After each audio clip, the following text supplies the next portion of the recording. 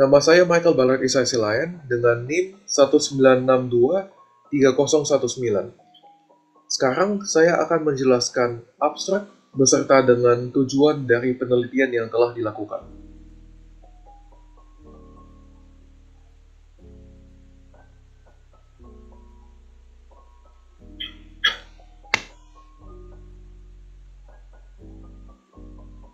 Tujuan utama dari penelitian ini adalah untuk membuktikan hukum Faraday dalam praktik, serta mengeksplorasi bagaimana jumlah lilitan, variasi ketinggian, dan variasi beban mempengaruhi efisiensi generator listrik yang telah dibuat.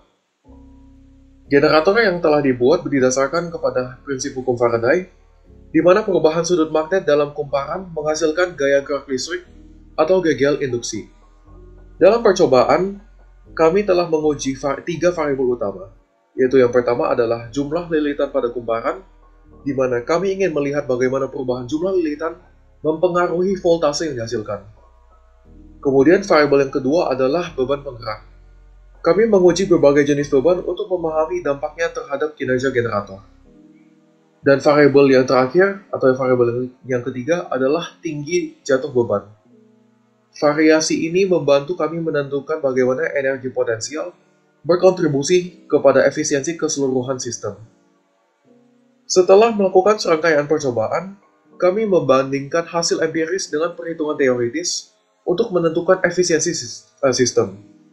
Selain membuktikan kebenaran hukum Faraday, kami juga menguji kesesuaian hasil dengan hukum Lenz, prinsip energi potensial, dan hukum kekekalan energi.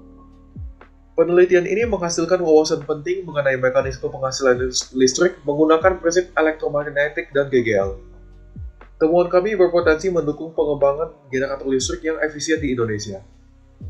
Dengan pendekatan ini, kita bisa mengembangkan generator modular yang dapat diproduksi dan didistribusikan ke berbagai daerah, termasuk pelosok, untuk memastikan pasokan listrik yang stabil. Kemudian untuk tujuan, sebenarnya bagian ini sudah secara tidak langsung dinyatakan di dalam bagian abstrak sebelumnya. Jadi terdapat tiga tujuan yang ingin dicapai, yaitu yang pertama adalah membuktikan kebenaran hukum Faraday, dan tujuan yang kedua adalah menentukan efisiensi konversi energi potensial sistem katrol menjadi energi listrik, dan tujuan terakhir atau tujuan ketiga adalah menentukan pengaruh variasi dari banyaknya lilitan, massa beban, dan ketinggian beban katrol terhadap voltase dan energi yang dihasilkan. Demikian penjelasan mengenai bagian abstrak dan tujuan.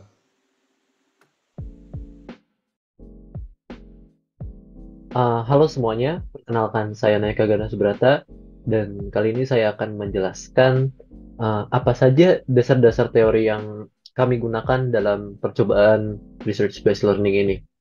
Pertama, dasar yang utama adalah dari hukum Faraday. Nah, hukum Faraday itu apa sih? Hukum Faraday itu dia menyatakan perubahan medan magnet yang menembus kumparan itu menimbulkan gaya gerak listrik.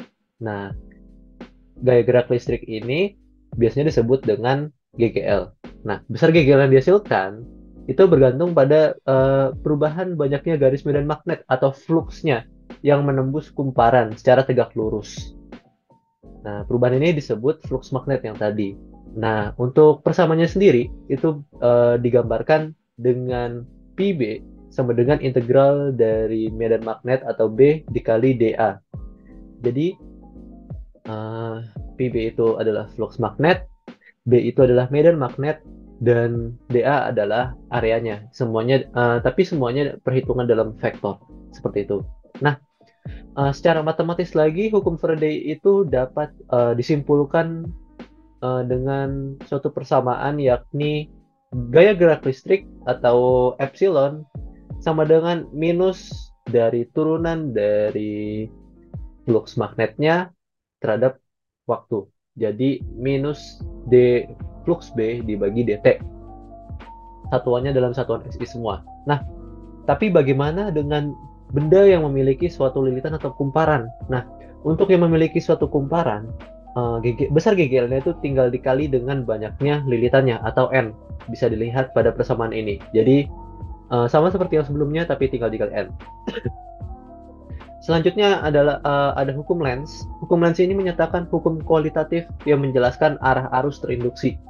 Uh, Jika nanti dimungkinkan arah arusnya itu suportif, maka kita bisa mendapatkan GGL yang lebih besar. Tapi kalau misalkan kita dapat arah induksi yang destruktif, maka kita mendapatkan induksi yang lebih kecil. Jadi kita di sini pengen membuat agar arus yang terinduksi itu semakin besar, agar percobaannya ini efisiensinya lebih besar dan juga dapat menyalakan lampu yang lebih banyak, seperti itu.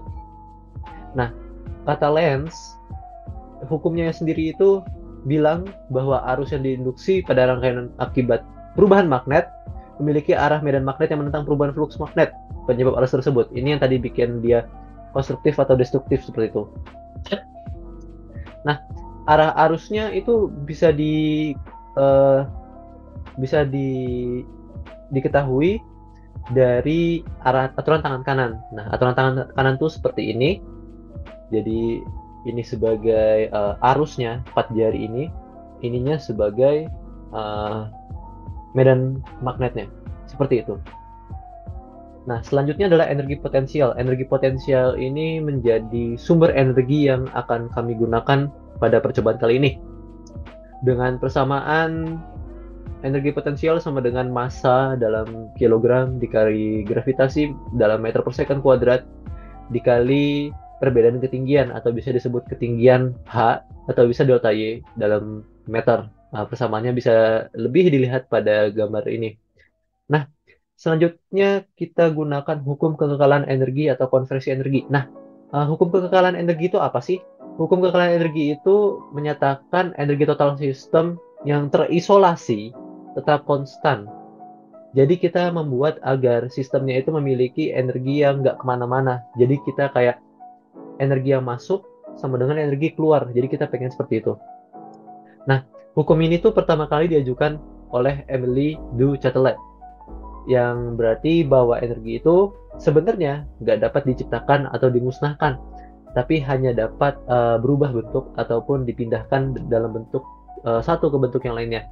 Nah, persamaannya itu bisa dilambangkan dengan delta M sama dengan 0, karena di sini kita menggunakan lampu LED, maka delta EP-nya itu akan sama dengan delta energi dari lampunya. Nah, konsep yang terakhir itu ada energi listrik sebagai perhitungan efisiensi nanti. Nah, energi listrik ini dinyatakan dalam W. W itu sebenarnya usaha, tapi energi juga bisa kalau W. Nah, itu caranya dengan daya dikali waktu. Nah, pada arus bolak-balik, daya ini bisa diungkapkan dalam VRMS kali IRMS cos theta atau setengah V maksimum dikali I maksimum cos theta atau V kali I atau I kuadrat R atau V kuadrat per R. Semuanya sama aja. Jadi kita tinggal sesuaikan perhitungannya dengan data yang ada. Nah, di sini ada satuan-satuannya juga. Nah, selanjutnya adalah efisiensi. Efisiensi itu pada konsepnya adalah seberapa efisien sistem kita dalam menghasilkan energi. Jadi kita akan melakukan perbandingan energi yang masuk sama energi yang keluar itu tetap atau enggak. Kalau misalkan tetap berarti efisiensi kita 100%. Tapi kalau misalkan energi yang masuk lebih dari energi yang keluar, maka ada energi yang keluar dari sistem sehingga efisiensinya akan kurang dari 100%. Nah, misalkan efisiensinya lebih dari 100%, maka ada energi dari luar yang masuk dalam sistem. Jadi ada suatu zat pengotor yang menyebabkan efisiensi ini nanti akan lebih dari 100%. Nah, selanjutnya akan dijelaskan metode seperti alat dan bahan dan harga yang akan dijelaskan oleh teman saya. Terima kasih. Nah, sebelum lanjut, perkenalkan nama saya Nomi Syifa Nabila Naraswari dengan NIM 196230111. Selanjutnya saya akan bahas mengenai metode percobaannya, dimulai dari alat dan bahan yang digunakan. Untuk komponen utama generatornya sendiri, sebenarnya bahan yang digunakan hanyalah kawat tembaga dan magnet, di mana magnetnya akan berputar berubah posisi terhadap waktu di dalam kawat tembaganya sehingga terjadi perubahan flux. Lalu untuk testing seberapa baik generator yang dibuat, digunakan LED merah sebanyak 15 buah yang dihubungkan dengan kabel jumper dan breadboard sehingga lebih rapi. Lalu selain itu digunakan juga multimeter untuk testing, di mana dengan multimeter kita dapat mengukur tegangan, hambatan, dan arus yang dihasilkan. Lalu selebihnya seperti botol bekas, kardus bekas, sumpit, dan lain-lainnya itu hanyalah bahan untuk merakit rangkaian utama secara umum dan juga testingnya. Harga total yang dikeluarkan dalam percobaan ini adalah sebanyak 72.000, di mana 72.000 itu dikeluarkan untuk kawat tembaga, magnet, dan LED merahnya. Selebihnya antara memang milik anggota ataupun bekas. Sekarang lanjut ke langkah percobaan. Pertama, rangkai alat sesuai desain seperti yang sudah dijelaskan sebelumnya. Kedua, hubungkan rangkaian ke multimeter dan atur multimeter pada mode voltase. Selanjutnya, ukur massa beban, ikat beban pada katrol. Lalu, ukur ketinggian dari tanah hingga titik pusat massa beban katrol. Setelah itu, lepas beban dari ketinggian tertentu dan biarkan jatuh bebas. Lalu catat lama nyala LED dan hasil pembacaan voltase pada multimeter, dan ulangi dengan variasi parameter. Dalam percobaan yang kami lakukan, variasi parameternya ada jumlah lilitan, ketinggian, dan juga massa dari beban yang digunakan. Berikut contoh langkah percobaannya.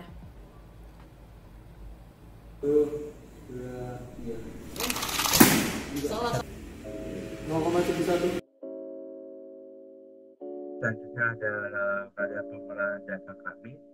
Pada pengukuran kami kali ini memiliki parameter variasi yaitu lilitan, beban katrol, dan juga tinggi tempat kita menjatuhkan beban katrol. Jadi yang pertama kita memiliki variasi lilitan dengan lilitan pertama sebanyak 816 lilitan, dengan lilitan kedua yaitu 616 lilitan. Keduanya dijatuhkan dari ketinggian 1,735 meter dengan beban 0,615 meter. Didapatkan tegangan dari lilitan pertama yaitu sebesar 1,216 volt dan tegangan dari lilitan kedua yaitu 1,3 volt.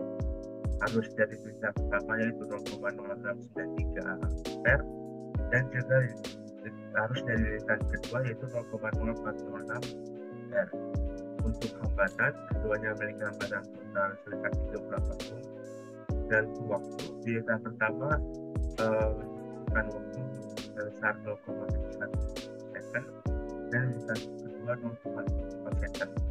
Untuk variasi kedua yaitu beban pertama kami lakukan sebesar 0,615 kg dan beban kedua 0,226 kg. Dengan keduanya sama-sama dijatuhkan dari ketinggian 1,735 meter dengan lilitan sebesar 816 lilitan. Tegangan yang dihasilkan pada beban pertama yaitu 3,12 volt, sedangkan pada beban kedua yaitu 2,216 volt. Untuk arus, beban pertama menghasilkan 0,0975 ampere dan beban kedua menghasilkan 0,0993 ampere. Hambatan total keduanya sama yaitu 38 ohm dan untuk waktu keduanya sama yaitu 0,71 second. Untuk variasi kedua yaitu tinggi pertama kita mengambil 1,735 meter dan tinggi kedua adalah 2,635 meter dengan perbedaan 90 cm. Lilitannya sama sebesar 816 lilitan dengan beban 0,615 kg. Tegangan dari tinggi 1 yang didapat adalah 3,12 volt, sedangkan tegangan yang didapat dari tinggi kedua itu adalah 3,118 volt. Untuk arus, tinggi pertama mendapatkan 0,097 ampere, sedangkan pada tinggi kedua didapat 0,0974 ampere. Untuk hambatan total semuanya masih sama yaitu 38 ohm. Sedangkan waktu tinggi pertama memakan waktu 0,59 detik, sedangkan tinggi kedua memakan waktu 0,01 second. Yang kedua adalah tabel data efisiensi pada generator listrik kami.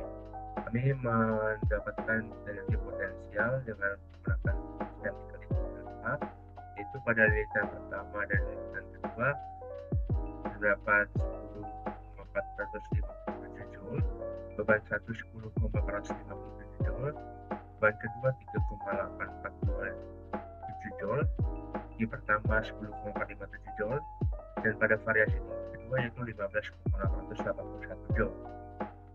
Untuk energi listrik yang dihasilkan, lilitan pertama menghasilkan 0,092 Joule, lilitan kedua 0,0285 Joule, beban pertama 0,216 Joule, beban kedua 0,19 Joule, tinggi pertama 0,181 Joule, tinggi kedua menghasilkan 0,1853 Joule.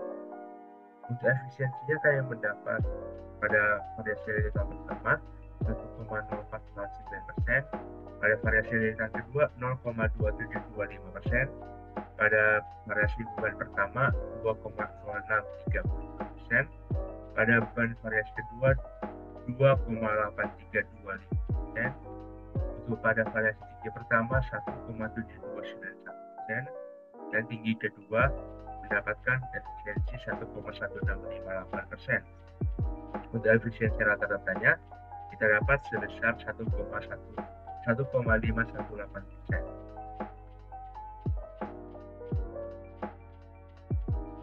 Assalamualaikum warahmatullahi wabarakatuh.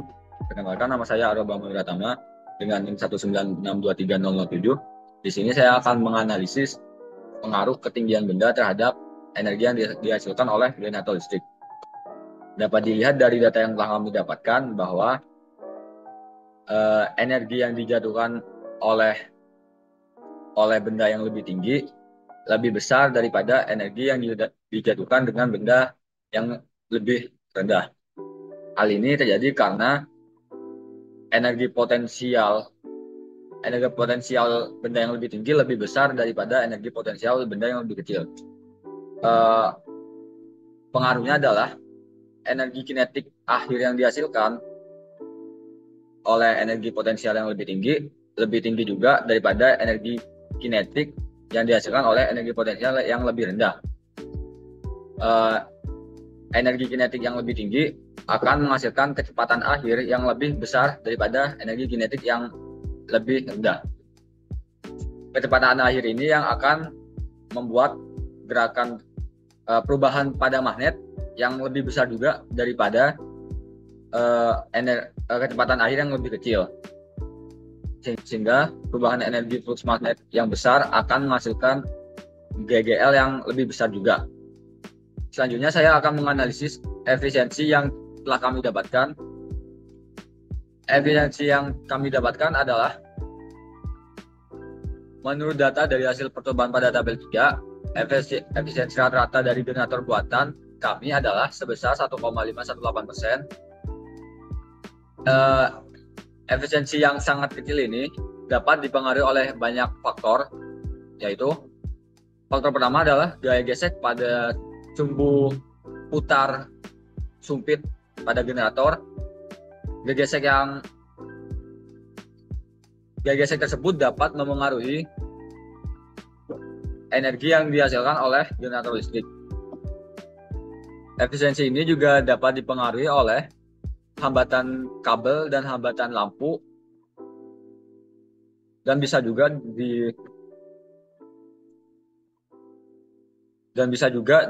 dipengaruhi oleh kesalahan manusia saat pengambilan data.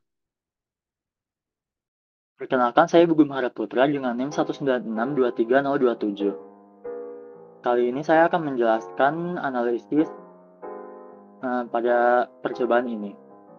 Pada percobaan variasi lilitan, seperti yang dapat dilihat pada tabel 2, GGL induksi yang dihasilkan oleh generator dengan 816 lilitan lebih besar dari GGL induksi yang dihasilkan oleh generator dengan 616 lilitan. Pada generator dengan 816 lilitan, GGL yang dihasilkan sebesar 2,216 volt, sedangkan pada generator dengan 616 lilitan, GGL yang dihasilkan sebesar 1,3 volt. Hasil percobaan ini sesuai dengan hukum Faraday pada lilitan, yaitu GGL berbanding lurus dengan jumlah lilitan secara linear. Seperti pada persamaan berikut ini, GGL induksi sama dengan negatif jumlah lilitan dikali dengan turunan dari flux magnetik. Arus berbanding lurus dengan tegangan, sehingga arus pada generator dengan 816 lilitan, yaitu sebesar 0,0693 ampere, lebih besar dari arus pada generator dengan 616 lilitan, sebesar 0,0406 ampere. Akibat dari perbedaan GGL induksi yang dihasilkan, energi listrik yang dihasilkan generator dengan 816 lilitan, yaitu sebesar 0,092 Joule, lebih besar dari energi listrik yang dihasilkan generator dengan 616 lilitan, sebesar 0,0285 Joule. Pada tabel 3, energi yang dihasilkan pada keduanya lebih kecil dari energi potensialnya. Hal ini disebabkan oleh beberapa faktor, diantaranya gaya gesek pada pola perputaran magnet, energi yang menjadi panas pada kabel, arus eddy, flux magnet yang tidak sempurna tertangkap kumparan, dan kesalahan dalam pengambilan data. Selanjutnya pada variasi massa beban, seperti yang dapat dilihat pada tabel 2, GGL induksi yang dihasilkan oleh generator yang perputaran dipacu oleh beban yang lebih besar menghasilkan GGL induksi yang lebih besar dibandingkan dengan ketika generator dipacu oleh beban yang lebih kecil. Pada generator dengan beban yang berat, GGL yang dihasilkan sebesar 3,12 volt, sedangkan pada generator dengan beban yang ringan, GGL yang dihasilkan sebesar 2,216 volt. Hal ini diakibatkan oleh energi listrik yang dihasilkan dari kejatuhan dengan massa beban yang lebih berat lebih besar dibandingkan dengan kejatuhan dari massa beban lebih ringan. Pada tabel 3 dapat dilihat bahwa nilai energi listrik yang dihasilkan oleh generator yang perputaran dipacu oleh beban yang lebih besar menghasilkan energi listrik yang lebih besar dibandingkan dengan ketika dipacu oleh beban yang lebih kecil. Pada generator dengan beban yang berat, energi yang dihasilkan sebesar 0,216 Joule, sedangkan pada generator dengan beban ringan, energi yang dihasilkan sebesar 0,109 Joule. Hal ini selaras dengan bunyi hukum kekekalan energi, di mana energi setelah suatu proses akan sama dengan energi sebelum terjadinya suatu proses. Semakin besar massa beban yang digunakan, semakin besar pula energi yang dihasilkan. Assalamualaikum warahmatullahi wabarakatuh. Perkenalkan, nama saya Abarabi Rama Widyadana, NIM saya 1923023. Pada kesempatan kali ini saya akan menjelaskan bagian dari kesimpulan yang didapatkan dari percobaan RBL yang kita dapatkan.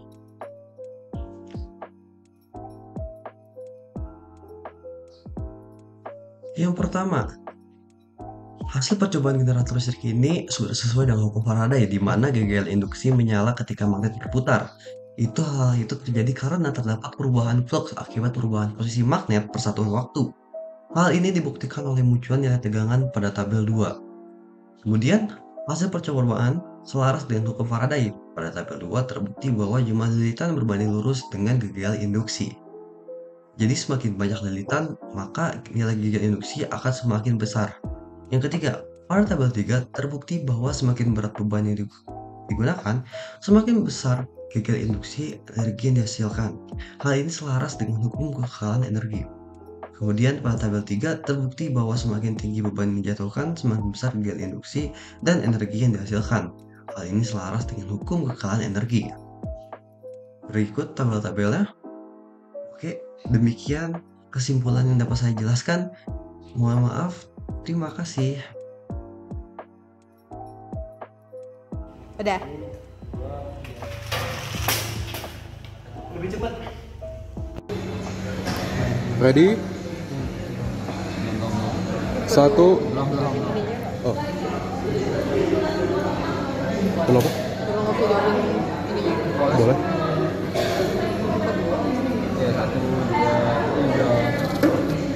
Kok nggak ini? Nggak gerak ya? Nggak gerak.